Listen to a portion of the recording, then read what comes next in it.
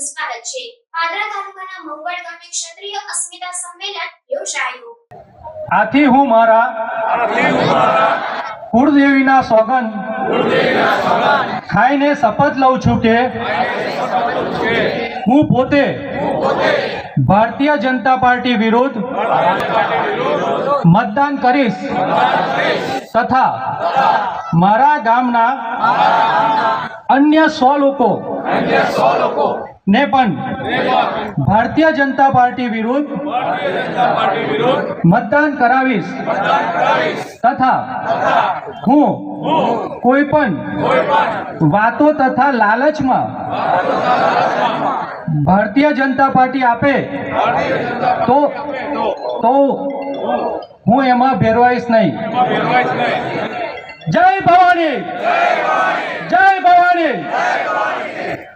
પાદરા તાલુકાના મહુવડ ગામે ક્ષત્રિય અસ્મિતા સંમેલન યોજાયું। ખૂબ મોટી સંખ્યામાં ક્ષત્રિય સમાજ તેમજ અન્ય સમાજના આગેવાનો, યુવાનો, મિત્રો, માતાઓ, બહેનો ઉપસ્થિત રહ્યા અને આગામી દિવસોમાં જ્યારે ચૂંટણી આવી રહી છે ત્યારે રાજા રજવાડાઓ અને બહેન દીકરીઓ વિશે રૂપાલાએ જે ટિપ્પણી કરી હતી તેના વિરોધમાં રૂપાલાની ટિકિટ રદ ન કરતા હવે ક્ષત્રિય સમાજ લાલ ઘૂમ થયા અને ભાજપને મત ન આપવા અપીલ કરવામાં આવી તથા જય ભવાની, જય માતાજી, ભાજપ જવાનીના નારા ગુંજી ઉઠ્યા।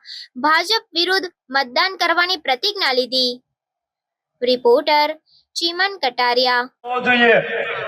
મારો ક્ષત્રિય સમાજ અત્યાર સુધી રૂપાલાના વાણી વિલાસને આજે 1 મહિનો થઈ ગયો, પરંતુ ભાજપ સરકાર આપની કોઈ પણ માંગણી મંજૂર કરી નથી અને ક્ષત્રિય સમાજને કંઈક ને કંઈક અલગ રાખી આપણી જોડે વેર જેવું વૃત્તાંત કર્યો। એના અનુસંધાનમાં એક જ શબ્દ હોવો જોઈએ, જય ભવાની, ભાજપ જવાની। આપે જોયું હશે ક્ષત્રિય સમાજ 18 વર્ણને લઈને ચાલતો સમાજ છે અને આજે રૂપાલા સાહેબના એક વાણી વિલાસને લઈને મારો ક્ષત્રિય સમાજ આજે એક જાજમ પર બેઠો છે। હું ગૌરવની લાગણી અનુભવું છું, સર્વને નતમસ્તક વંદન કરું છું કે મારો ક્ષત્રિય સમાજ આજે એક જાજમ પર બેઠો છે। બીજું, મોદી સાહેબ જ્યારે સ્વચ્છતા અભિયાનની વાત કરતા હોય તો મોદી સાહેબ માટે એક સૂચન કરીશ કે આપણે જ્યારે વોટ કરવા જઈએ તો ઘરે બહેન દીકરીઓને ડાઈ શાસનના જ્યાં ગોણી શિખામણ આલે અલા અમારા બાપુઓને નશો હતો, સુરવીરતાનો નશો હતો અને અમારામાં તો કહેવત છે નશા વગરનો નર નકામો, પણ એ કયો નશો ખબર છે? કઈ કરવાનો દેશ માટે, બેન માટે, બેટી માટે, ગાય માટે મરી મિટવાનો નશો હતો અમને।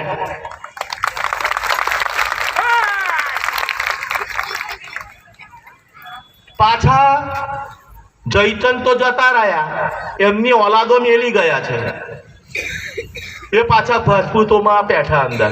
હમણાં કાલે એક ભજપૂતે ડિબેટ ગોઠવી, મને તો ખબર જ નહીં, અને ડિબેટ માટે કવર બી પાછું આવી ગયું હશે। આ પાછું ધ્યાન બહુ રાખે કે આ સમાજને આ આંદોલન તોડવાનું કેવું, એટલે ડેમેજ કંટ્રોલ આ લોકો શબ્દ વાપરે છે। શું વાપરે છે? અને પાછા મીડિયા મોટું બતાવે। જો ડેમેજ કંટ્રોલ માટે હર્ષ સંઘવી અહીં પહોંચ્યા।